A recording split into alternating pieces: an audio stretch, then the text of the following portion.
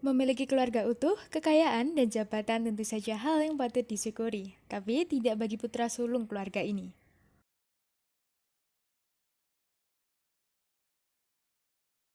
Please come. Someone has hurt my parents and my family. Sorry? Someone has shot my parents. Please come. What's someone's what? Someone has shot my parents. I think they're all bleeding. They're on the floor. What suburb are you in? They're not breathing. What do I do? What suburb are you in? North right. North Ryde. And your parents are Not both, moving. they're both been shot, have they? I don't know. There's a lot of blood everywhere. My mom. Help Just hold on. me. Yeah, we will. We're sending the ambulance now. Ini adalah kisah Chef Gonzales yang tega membunuh keluarganya karena sakit hati. Memiliki orang tua yang sangat ketat memanglah tak enak, tapi itu adalah salah satu cara orang tua untuk mendidik anaknya. Ya, itu adalah hal yang dilakukan kedua orang tua Chef. Pada tahun 1997, Theodore Teddy Gonzales menikah dengan Leova. Mereka adalah orang yang sangat ambisius untuk kesuksesan mereka sendiri. Apalagi ketika Chef hadir di dalam kehidupan mereka pada tahun 1980 dan disusul oleh adiknya 3 tahun kemudian, yang bernama Claudine. Teddy dan Leova bekerja keras sebagai pengacara. Mereka juga memiliki bisnis lain, dan salah satunya adalah hotel 40 kamar yang sekaligus tempat tinggal mereka. Namun, pada tahun 1990, gempa berkekuatan 7,8 skala Richter menguncang tempat mereka tinggal, yaitu Pulau Luzon. Tentu saja hotel mereka hancur. Chef terjebak di bawah reruntuhan hotel itu, namun untungnya semua selamat. Setelah kejadian ini, mereka memutuskan untuk pindah ke Australia dan memulai hidup baru. Di Australia, Teddy masuk sekolah hukum lagi, sehingga ia dan istrinya bisa membangun firma hukum mereka sendiri. Firma ini khusus dalam hukum keimigrasian. Usaha mereka pun berjalan lancar, dan mereka pun membeli rumah mewah yang berarti mereka keluarga yang berada. Kemudian, Teddy dan Leova mengirim anak-anaknya untuk bersekolah ke sekolah unggulan dan memberikan mereka mobil, bahkan berjanji untuk membelikan mereka rumah setelah mereka lulus. Tetapi itu tentu saja tak gratis, karena orang tua Chef menetapkan Tiger Parenting, yaitu orang tua menerapkan sistem otoriter. Mereka mendorong anak mereka dalam bidang akademis. Nilai-nilai mereka harus sempurna dan memiliki perilaku yang hormat terhadap mereka.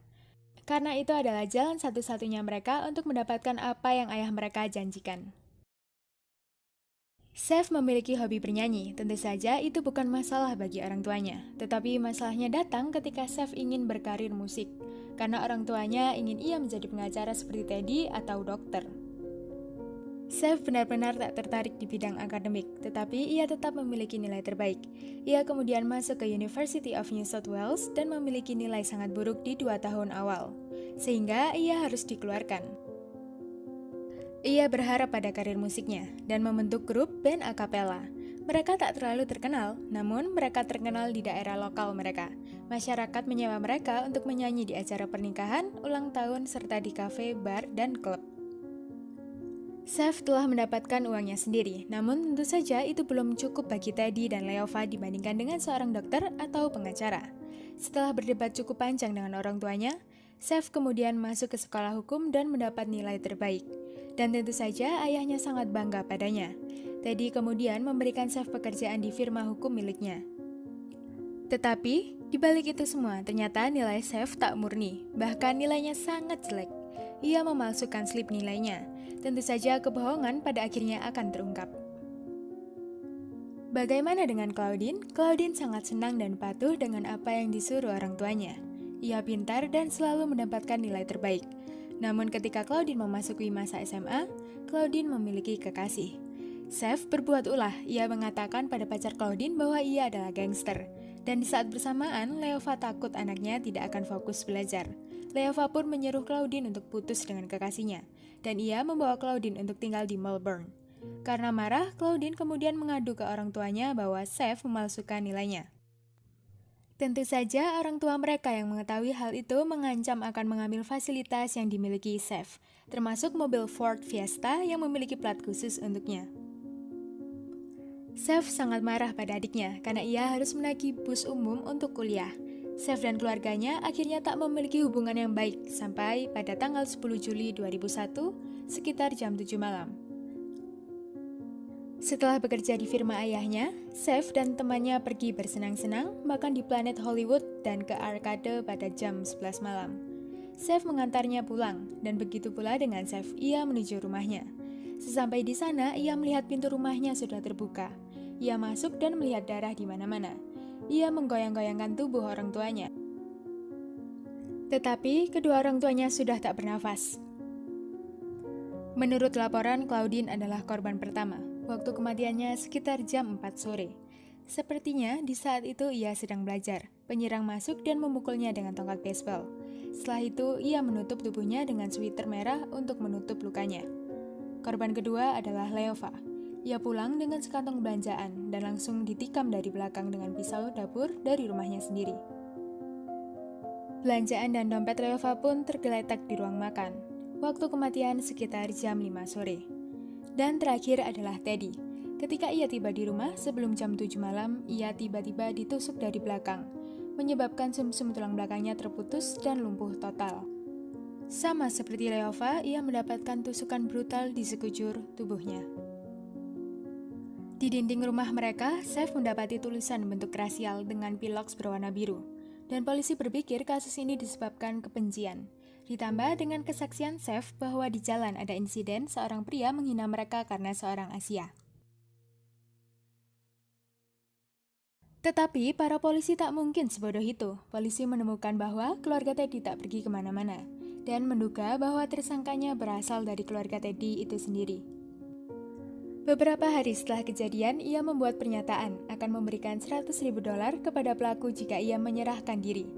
Ia juga menemui pengacara untuk mengambil harta warisannya sekitar $1,5 juta Australia. Ia tampak senang, seolah tak terjadi apa-apa. Bahkan, ia pindah ke apartemen mewah dan menghabiskan $173.000 untuk mobil Lexus. Ia juga menjual mobil Teddy dan Leova tanpa izin keluarganya di Filipina. Semua mulai terlihat jelas ketika Seth diinterogasi. Kejanggalan pertama adalah waktu bekerja Seth. Seth mengatakan ia lembur, padahal karyawan lain tak bekerja selarut itu. Seth memberikan dua cerita yang berbeda. Pertama, ia berkata bahwa jam 5 sore ia pulang dan tak mau masuk ke dalam rumah karena hujan yang deras. Setelah beberapa waktu, ia akhirnya memutuskan mengunjungi temannya yang baru pindah rumah. Namun, ia tersesat dan hanya berkeliling sampai jam 8. Namun, anehnya, Seth tak bisa memberitahu nama atau nomor telepon temannya, dan bahkan ia lupa alamat rumah temannya itu. Lalu alibi kedua adalah ia memarkirkan mobilnya, lalu ia memanggil taksi untuk ke kota dan ke klub malam. Ia menghabiskan waktu dengan salah satu wanita yang bekerja di sana.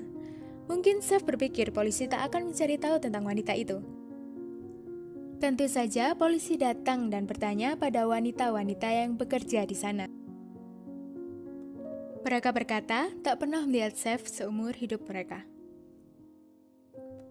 Selama penyelidikan polisi, Seth mendapatkan banyak perhatian.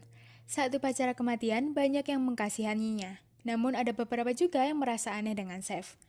Seth tampak tenang, tak menangis, dan tak menunjukkan emosi apapun. Orang-orang merasa janggal ketika Seth berpidato. Ia menyanyikan lagu Mariah Carey bersama grup Boyz II Men berjudul One Sweet Day tanpa iringan musik. I never told you all I wanted to. Polisi kemudian memutuskan Seth sebagai tersangka utama, karena bibi Seth melihat mobil Ford Fiesta milik Seth diparkir di TKP pada saat itu.